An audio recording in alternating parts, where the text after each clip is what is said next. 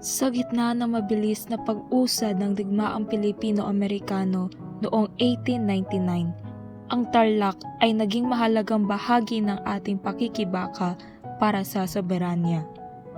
Lingid sa kaalaman ng marami, ang bayan ng Tarlac ay nagsilbi bilang huling opisyal na kabisera ng unang Republika ng Pilipinas bago ang tuluyang paglipat ni Pangulong Emilio Aguinaldo sa Hilaga. Noong Hunyo hanggang Nobyembre 1899, dito sa lalawigan ng Tarlac pinalagkas ang mga huling pagtatangka na panatilihing buhay ang gobyerno sa gitna ng pananakop.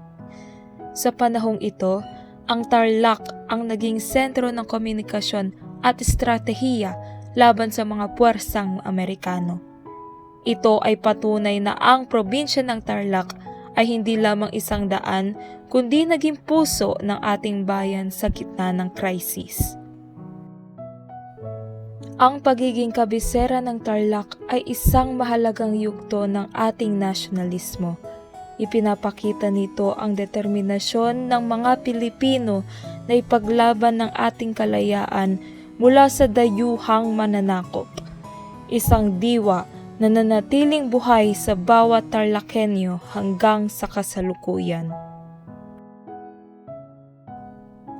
Ang pag-alala sa yugtong ito ay pagpupugay sa ating mga ninunong hindi sumuko.